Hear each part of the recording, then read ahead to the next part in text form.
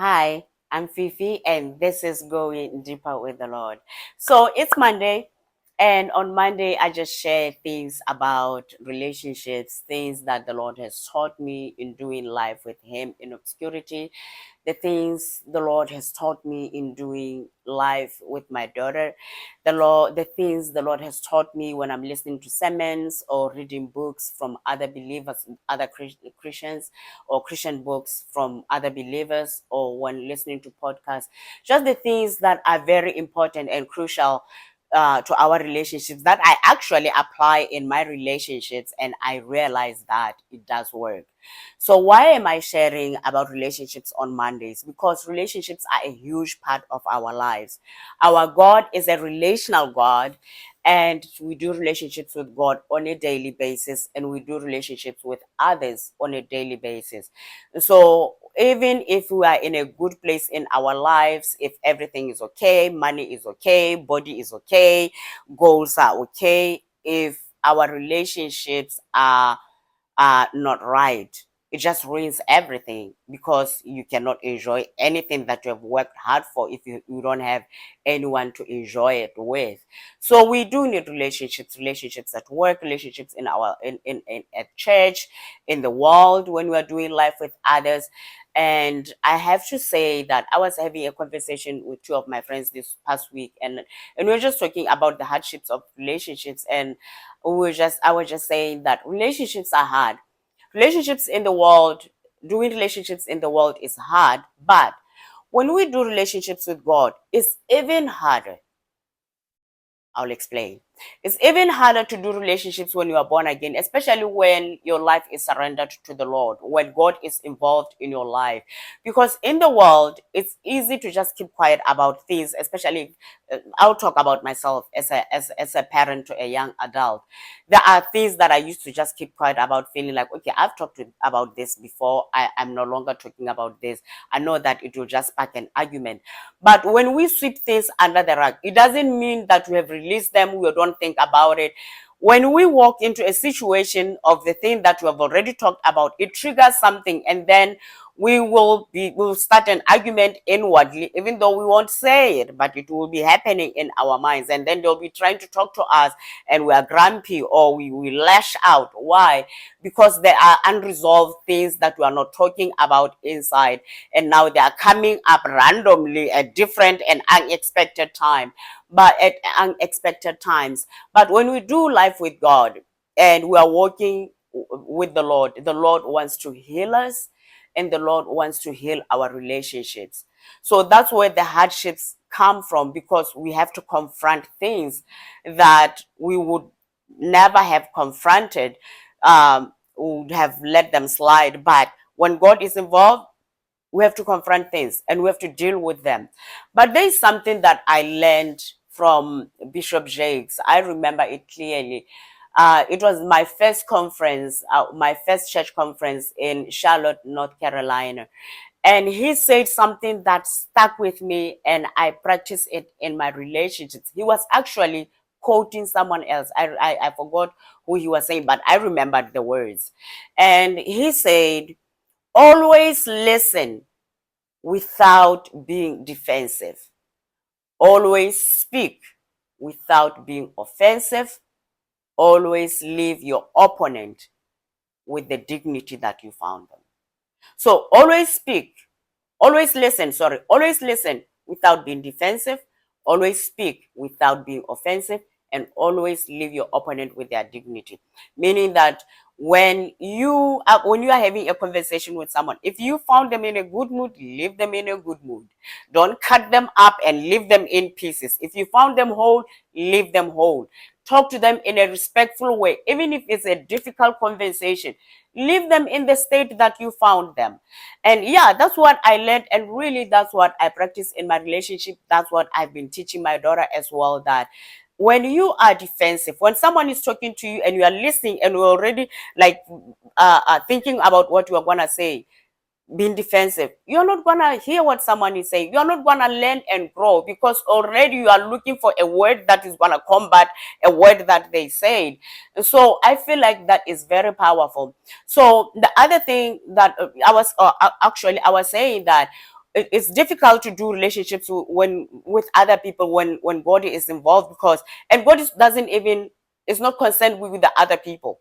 It takes one person to heal a marriage. It takes one person to heal a mother daughter, father daughter, or whatever parent child relationship. So if one person can get healed, if God deals with one person, that person can heal the whole family, or that person can heal the entire relational exchange with other people.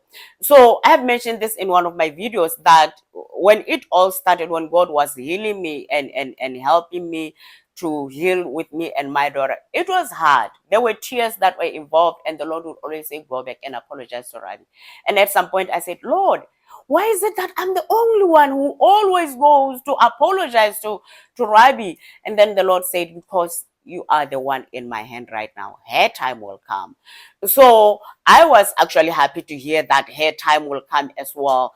And now, knowing that the Lord was doing some work in me, I would go and apologize. And the majority of the time, every time I would go and apologize, most of the time when I'd go and apologize to her, we'll end up sitting down and talking about a lot of things, and then she'll talk about other things that had happened in the past that she was still holding grudges to, and then we'll just and then we'll just talk them through. And through that process, I realized that, man, especially as a parent, sometimes you can have a child and they are giving you a hard time, and you think that the child is the problem, but sometimes you are the problem as well. Because there was a point where God told me when I was doing, it was one of our arguments, and then the Lord told me that you have, at some point, you have to realize that Rabi is now a young adult. So she is Violet's mom. You should stop treating her like the 13-year-old Rabbi, like the 15-year-old Rabbi, like the 16-year-old Rabbi, while she was still under your authority. And he said she is an adult now, and you have to give her the respect that she deserves. Because if you keep treating her like a child, your granddaughter is watching. And that was such a breakthrough for me, because I was always trying to parent her and parent my granddaughter. So it was really, really helpful. The other thing that the Lord taught me was that, okay, I used to, like, I was a social worker. So I wanted to protect my grandkids. So I was always terrified. I was a child protection worker, to be honest. So I knew how, like, brutal the system is. And I didn't want my grandkids to be in the system. So I think I ended up, like, trying to help my daughter understand the system from a place of fear. So I expected excellence from her. The moment I get into her apartment, if I'm arriving and I realize that they hadn't taken out the trash, I will just say, why haven't you taken out the trash? And then I realize that, okay, I'm always talking about the trash. And then sometimes I'll just keep quiet.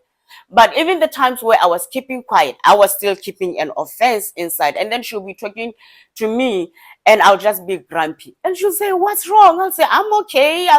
Nothing is wrong. And the Lord called me out, saying, your problem is that you identify some of the things and already you have an offense. So you move from a 0 to 5 and she's still at 0. When she's trying to talk to you nicely, you are already at a 5 and she's at a 0.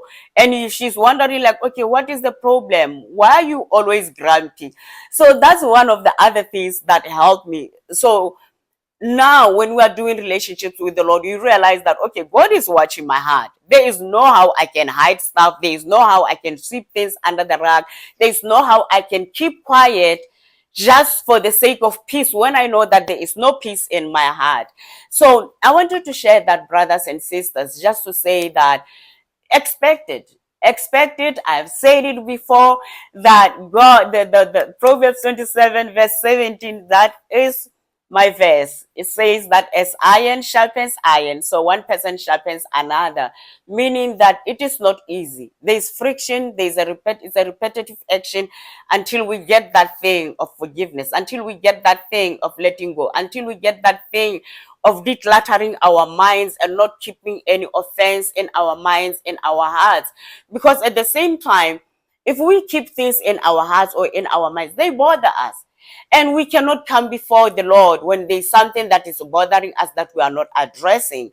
And there is a verse in the Bible that says that if you're about to offer a sacrifice and you remember that there is something, you have something against your brother, or your brother has something against you, you leave the sacrifice at the altar, go and make things right with your brother or your sister, and then come back and offer that sacrifice to the Lord. So that is why I was saying that when we do relationships with others and the Lord is involved, it becomes harder because it's a triangular relationship. It's us, them, and the Lord. And we know that God is always watching our hearts to make sure that whatever that we say and we do and we think, there is an alignment. That's integrity.